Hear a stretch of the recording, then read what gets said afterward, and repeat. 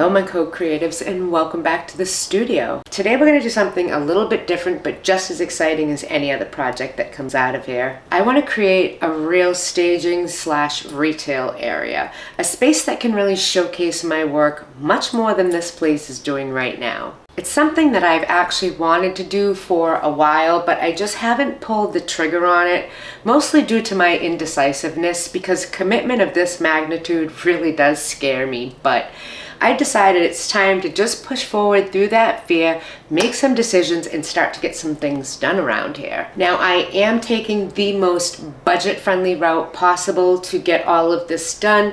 We had a very tough winter and a lot of roofs and a lot of things that we have to replace, including our pool, so I don't really have much money at all in the budget to do this, but it is something that I need to do nonetheless. So, as we go, I will explain my budget-friendly choices and why, and in the end, you're going to see them all come full circle and look amazing regardless. And that's the whole point of it, right?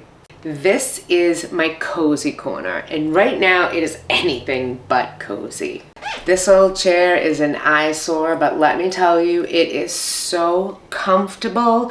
It's the perfect place when I need to stop and take a break and put my feet up, or if I need to sit and film a segment for one of my projects even. This is the spot that I do it in, and there's really not much to this spot. There's nothing spectacular about it. There's nothing that stands out about it. It's quite blank, it's quite boring, and quite frankly, I've had enough. I do want to give this new chair a makeover, but that's totally going to be a project for another day. I have my plate totally full with this project at hand now, so we will later on work with this chair using things we already have around the home to disguise it, kind of give it a new life again and make everything fit in beautifully, brand new and fresh. Or at least that's how it'll appear to be, because nothing's going to be brand new or fresh besides the paint. And then there's the case of my wall. I stage all of my pieces over there, and while it's absolutely ideal to have a completely neutral blank slate as your backdrop, it also kind of hinders you because it doesn't leave a lasting impression and there's really nothing to grab the person. You need more than just a beautiful piece to grab the person. You need the whole visual for the marketing purposes of them to go, whoa, what would that look like in my room? So having a place to stage this is very critical, and this has served its purpose for now, but I need to change some things, you know? To start, we are going to get a wall color on, and let me tell you, that within itself was a huge decision that gave me serious anxiety because this is a very critical decision. The color of the walls for my studio. That means something. Now, I assure you there is a method to my madness as well as my color choices for this space in general, which will all make sense to you at the end. The walls will be bathed in a shade called Bungalow Beige by Sherwin-Williams, but because I needed so much of it for this studio, I actually had them mix that color using Valspar 2000 because a 5-gallon bucket with an eggshell finish was only $119, which breaks down for the 5 gallons to $23.80 a gallon, which is totally budget savvy. Kudos for that choice, and what attracted me to this particular color was that it's actually really bright enough to keep the space feeling open, whilst at the same time creating this cozy sort of depth that adds character and a timeless way to the space. It's a color without being a color, you know? And since I'm doing this all myself, I will not be painting the entire studio in this video. We are just focusing on the staging area and my sitting area and getting that all taken care of. Now, honestly, the hardest part of this project was cutting in, which truthfully wasn't very hard at all. Just kind of cumbersome up and down the ladder, and I had to keep moving it. But rolling it went on really, really fast. And when I was at Lowe's getting my color, keeping my non-existent budget in mind, I ran to check out some paneling options. In a perfect world, I would love to get the real tongue and groove like I have on my ceiling and mimic that again on the bottom, but that is not an option right now. So instead I chose the next best thing, which happens to be a smooth paneling kind of with a picture print on it, but it resembles the multi-tone shiplap that I want. And I thought the warm tones were a perfect complement and nod to the shiplap ceiling, and it kind of brings the design full circle and really warms the space up. And because this is my old horse barn, the rusticness of the tone and the look goes so nicely with this old building in general, and that was really super important to me. I have to maintain the integrity of the project, and for this project, that's the building. Now, also, because my ceiling is so high in here, I was able to turn these panels on their side, and instead of a 36-inch chair rail, I gave myself a 4-foot chair rail, which I think looks quite smart. I also decided to change the window trim around all of the windows, starting with this one. I'm replacing the top trim with a straight board, and I'm going to be adding a shelf over each and every window. But the best part is, each and every window is going to have its own unique set of antique brackets. So far I have this one, but I'll collect them as I find them. I'm snugging the panels up to each other as tightly as possible, and I'm just going to use some finishing nails to pop them on the wall. I also removed the trim from the windows and from the outlets and stuff to give me that real professional finish, which is an absolute must. Now, the reason I chose these instead of an actual beadboard or a 3-dimensional paneling board with lines and grooves that were actually there to see is because this is actually ready to use. I don't have to paint it. I don't have to prep it, both of which would dip into my budget, which wouldn't be a good thing. So even though they aren't the top quality choice, visually they accomplish exactly what I had hoped they would, and the warmth they have brought to this cold space is immeasurable. I cannot believe the difference so far, but we aren't done yet. Now I also picked up a beautiful chair rail that had a gorgeous silhouette to it. Nothing over the top, but something that definitely fit in with the style and the vibe of my studio. And I also picked up a 1x5 baseboard for the bottom. I do realize with the scale of my studio that I actually could have done an 8-inch bottom, especially with the wall chair rail being 4 feet instead of the standard 36 inches. But it's gonna be fine, it's gonna look amazing, and everything will pull together in the end. I took them outside and gave them a good sanding, and then I painted them both with a color called Otter by Sherwin-Williams. This is the creamiest, deepest dark chocolate color I have seen, and I am currently obsessed with it. I am loving the depth that it has. I felt going darker was the best choice. I didn't think that staining these pieces would actually look good against the faux wood print on the panels, and keeping them the same color made it a quick and easy design choice. Couple of miter cuts, a few nails, and this too is installed.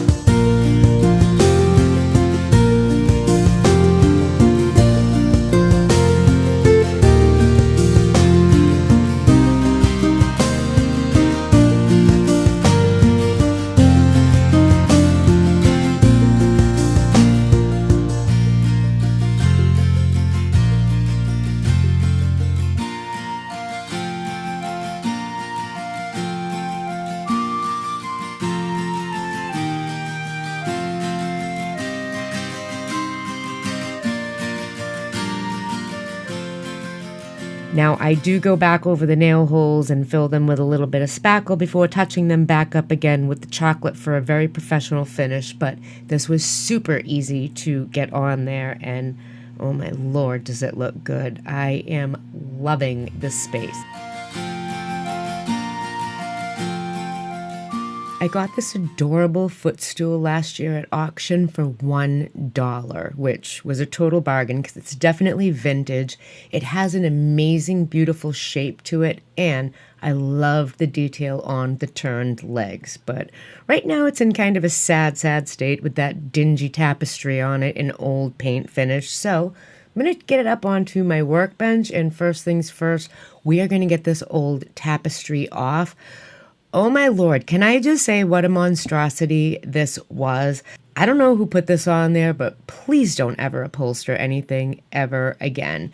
I was pulling out staples, upholstery tacks, nails, screws, 3-inch long screws. They used everything possible to get this fabric on there, but in the end I got it all off. Once the legs were off, I just gave them a sanding. I don't want to smooth the finish off. I want all of the character left behind, but I just want to start with smooth character, if that makes sense. So a quick sanding, a good wiping, and then 2 coats of a gorgeous deep dark green paint by Fusion Mineral. Love this green, one of my favorites. When it was time to recover the stool, I knew exactly what I was using. I love that eclectic, whimsy look, and I thought that the chicken print with the roosters would just be exactly what I wanted in this space. I am all about eclectic coziness, really shaping this space into a houseling space for myself, because I'm a total houseling and I love to be surrounded by things I love and that make me smile, and this chicken fabric makes me smile. Plus it goes really good with the green legs. Just saying.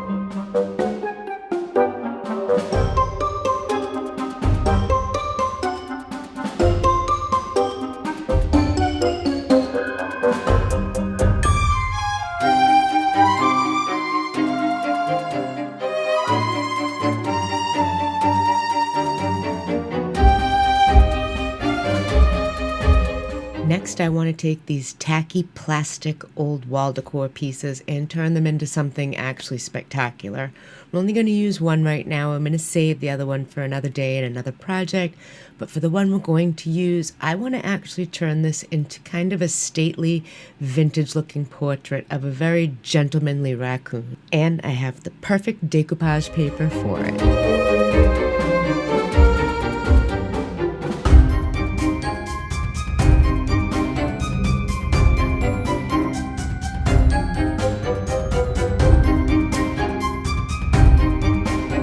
While my little raccoon guy is drying, I have another fun DIY that I want to do for this space, and it's something that I actually need. I definitely need myself a proper little tea tray, and I have this beautiful one. Look at these handles on there. They're absolutely gorgy-georgy. I got this at the 4-H fair under the junk tent, so for like $1.25. And it's quite hideous. It truly is. But it's heavy and solid, and it would make the perfect tea tray for me. So we're going to give it a makeover too. Starting with removing this beautiful hardware.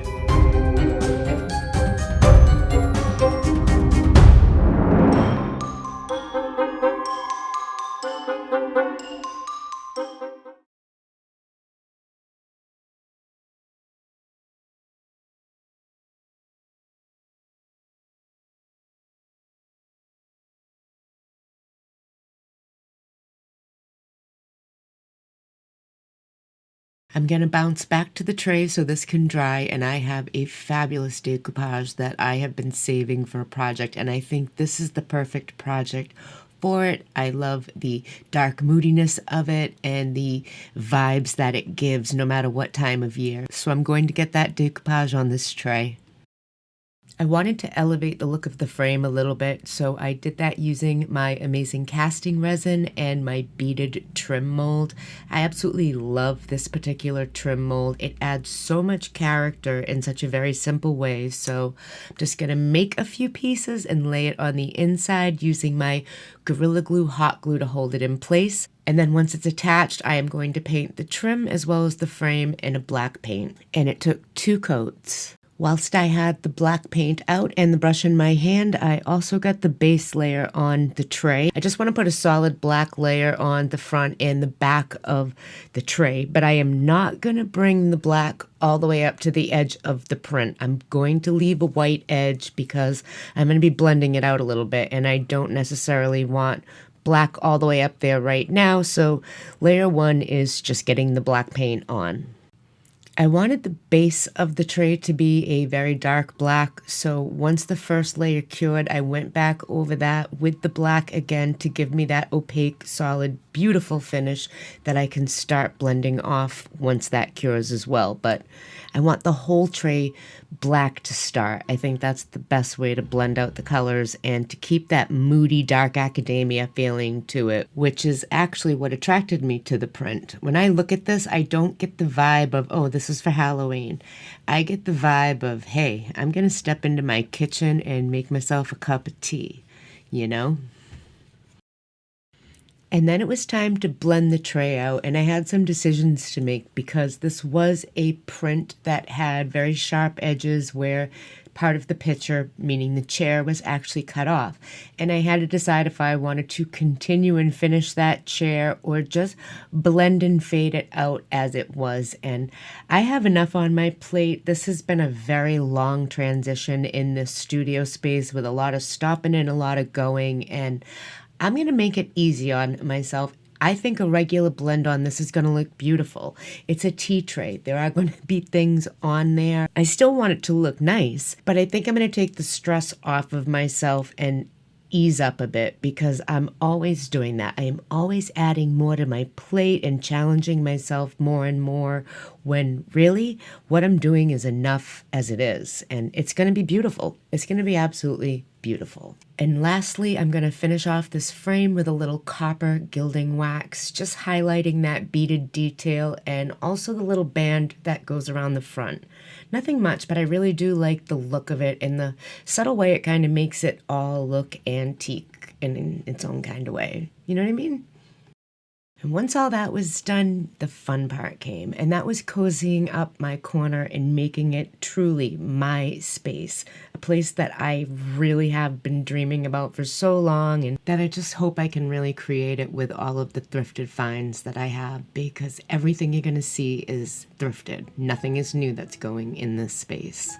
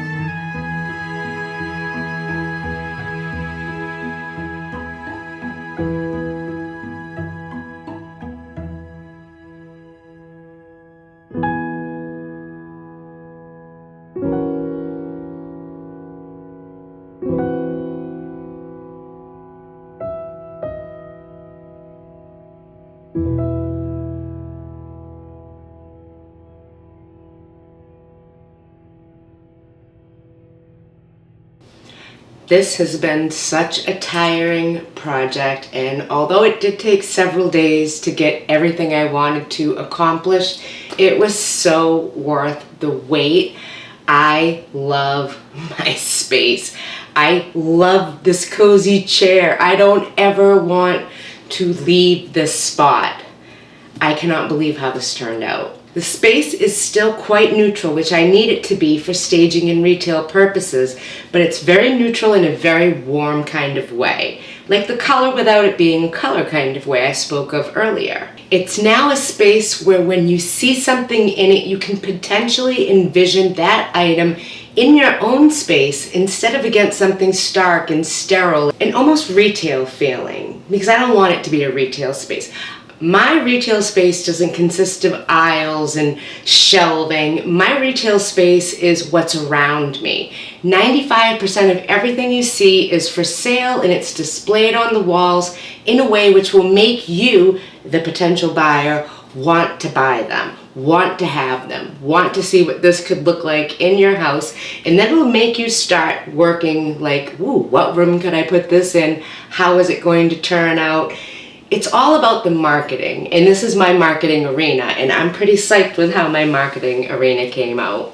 Now this space will forever be changing because it is a retail space, and it will depend on the projects that I have going, the pieces I have finished, and the DIY projects I've revamped for some others to love as well. So I want something that's temporary, but in a permanent kind of way. I still have lots of things that are not on the wall, lots of staging material that I can use around my pieces, and when it comes time to put those up, I'm actually going to use some command hooks. The less holes I have to fill in, the better. Command hooks are perfect for that. It'll allow me to take my pieces and stage around them without damaging my walls. Because this was a lot of work. I don't want to continuously fix patches and holes, you know? I'm obsessed. You guys are gonna have to let me know, what do you think? Did I nail it or did I fail it?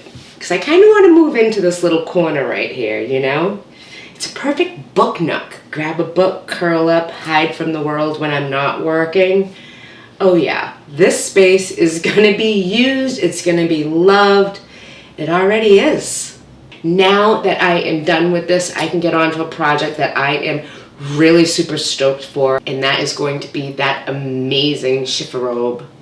Oh, I cannot wait to get to that. You guys are going to be so excited to see the twists and turns this piece is going to take. So until then, stay grounded, stay glowing, and always stay in your element. Bye guys.